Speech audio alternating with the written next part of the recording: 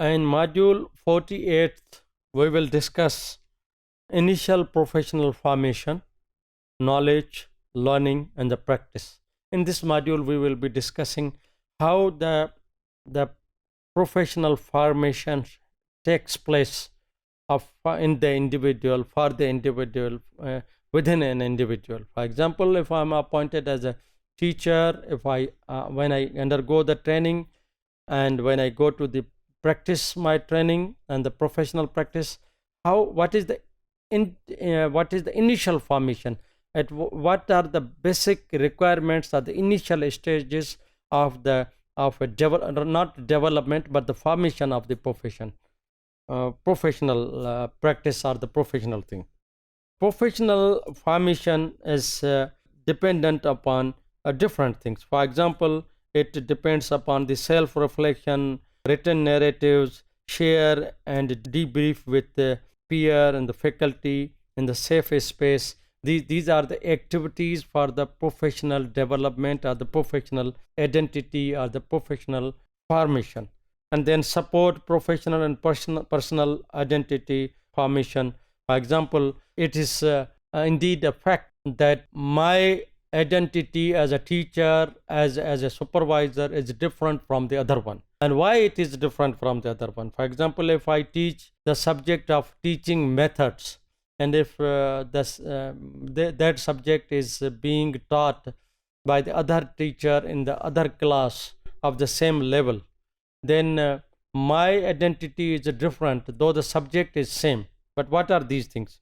These are the indicators that gives the shape or the formation of the profession. And the other one is the sentimental event and the cognitive dissonance, how one is identified, how one reflects himself, how he or she desires to be recognized and known, in way the people should recognize and label him. So these are the basic indicators when the professional activity starts.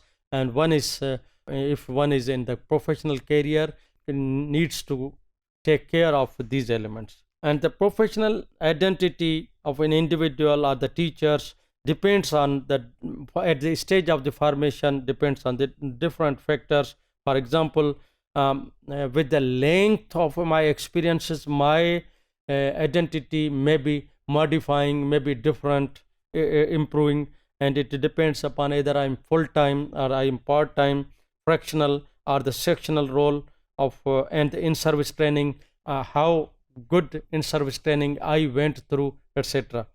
The institute takes a flexible, pragmatic approach to professional formation. It again depends upon how the profession, how the institution look like, how the institutions takes into consideration for the professional formation of an individual or the individuals working in that institution. Professional formation is dependent upon different aspects, different things. Number one, the different accounts. One is the account comprised of the two forms. Number one, mandatory elements. For the professional formations, there are very essential things to be done or to be completed or to be determined by the professional authority or the institutions. Those are mandatory, and other are personalized. Some aspects are mandatory and other are personalized. I as a teacher could be different from other teacher for teaching of the same subject, but as far as the basic professional requirements of that subject are concerned, there is no compromise. But as far as the personal characteristics and the elements are concerned, there could be the different. So for the professional identity or the formation of an identity of a professional person depends upon two things. One is the professional or the mandatory, or not professional but the mandatory things, and other are the personalized things. What are the mandatory?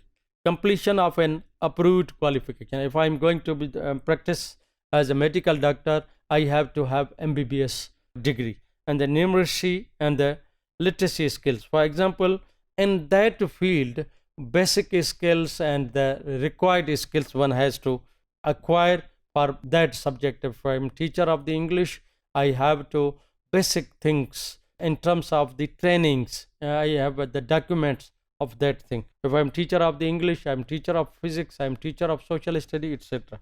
Supporting testimony. As a teacher, what are the supporting evidences with me? Documents and the trainings and the workshops and the conferences, etc.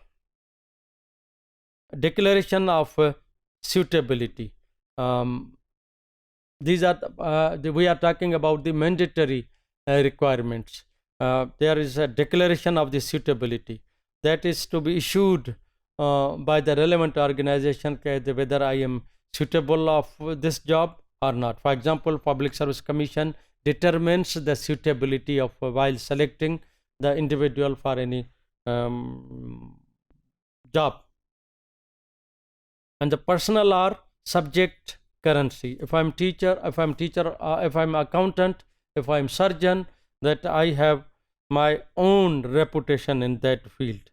On the basis of my personal reflection on the subject, peer observations, how my colleagues, my fellows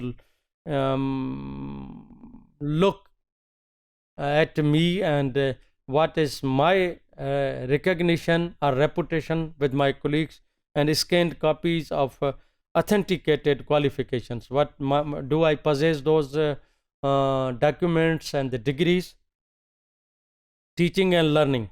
That is another aspect, that is personal reflection of the teaching and learning. While teaching and learning, an individual is supposed to be checked how one is carrying out one's activity.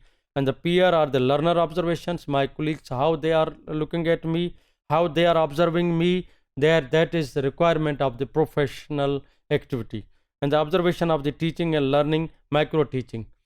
Micro teaching is one of the strategy, that while teaching, I will teach for the 10 minutes, and my colleagues and my work of the 10 minutes teaching will be recorded, and then it will be replayed, and I will observe my colleagues, my juniors, my peer group, my students will also be there.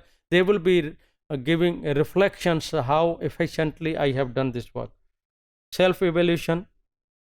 This is the requirement of the it's a personalized identity, that I should assess myself, I should reflect myself, reflect upon my own activities. Other is the professional development planning, and that is very essential for the professional identity. I should keep on continuing.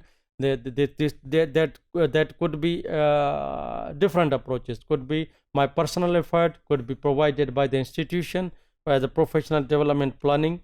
And the fifth one is reflective practice, that how I am reflecting my activities, how I look, how I improve, how I realize that to what extent I am efficiently or professionally or not working in the field.